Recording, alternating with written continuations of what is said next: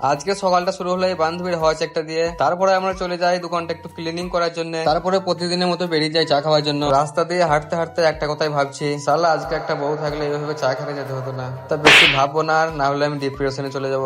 যাই হোক, চলে এলাম আমি হোটেলের কাছে। তারপরে প্রতিদিনের মতোই নিয়ে নিলাম এক কাপ চা, একটা পরোটা। তারপরে এই দাদুর কাছে একটা শিয়াল দিয়ে চলে এলাম দোকানকে। দোকানে এসে কাজ ছিল এই গাড়িটার কাজ ছিল, গাড়িটা পিক আপটা অটোমেটিক বেড়ে যাচ্ছিল, সেটাকে ঠিক করতে হবে। তাই সেটাকে ঠিক করার জন্য লেগে গেলাম। তারপরে কাস্টমার বলে ইঞ্জিন অয়েলটাও চেঞ্জ করে দে। তাই আমি তাড়াতাড়ি করে নিয়ে চলে এলাম একটা রয়্যাল স্ট্যাগের ইঞ্জিন অয়েল। তারপরে কাস্টমার বলে পেছনের টায়ারটা চেঞ্জ করে দে। পেছনের টায়ার চেঞ্জ করার পরে এই গাড়ির কাজটা হয়ে গেছিল কমপ্লিট। তারপর চলে আসে আমার ড্রিম বাইকটা। হ্যাঁ গাইস, এটাই হলো আমার ড্রিম বাইক। এই গাড়িটার কাজ হলো, গাড়িটার চেনটা ছিঁড়ে গেছিল। চেনটা ছিঁড়ে যাওয়ার কারণ হলো একটা বিয়ারিং নষ্ট হয়ে গেছিল, তাই আমি লাগিয়ে দিলাম একটা নতুন বিয়ারিং। তারপরে এই বাইকটার কাজটা হয়ে গেছিল কমপ্লিট। তারপর চলে আসে একটা সুজুকি সুইস। এই গাড়িটার কাজটা হচ্ছে, থাক আমি আর বলবো না, তোমরাই দেখে নাও। হ্যাঁ গাইস, তোমরা যেটা ভাবছো ওটাই, ড্রাইভ বেলটা ইন্দুরে খেয়ে নিয়েছে, কিছুটাই এরকম অবস্থা করেছে। বেশ যাই হোক, ওদেরকেও তো খেতে হবে। তারপর আমি লাগিয়ে দিলাম নতুন একটা বেল্ট। তারপর একটু হাওয়া দিয়ে পরিষ্কার করে লাগিয়ে দিলাম গাড়িটা। তারপর আমার বান্ধবী বলে তুমি টেস্ট ড্রাইভে যাবে, তো একটা কাজ করে দাও। তোমরাই দেখো কি কাজ করলাম। একটা বোতল নিয়ে বেরিয়ে গেলাম তালের রস আনার জন্য। সরি আখের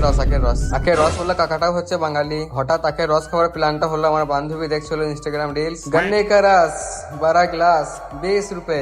এই রিলটা আমার বান্ধবী চোখে ভুল করে পড়ে গেছিল। বেশ যাই হোক, তারপর সন্ধ্যাবেলায় চলে আসি আমরা এখানে। আমার বান্ধবী যাবে বাড়ি, তাই আমাকে পার্টি দিতে নিয়ে এসছে। তারপরে নিয়ে নিলাম একটা চা, একটা বিস্কুট। চা আর বিস্কুট খেয়ে চলে এলাম রাস্তায় দোকানকে যাওয়ার জন্য। তো আজকের মতো ব্লগটা এখানে শেষ করছি। Tata, bye bye.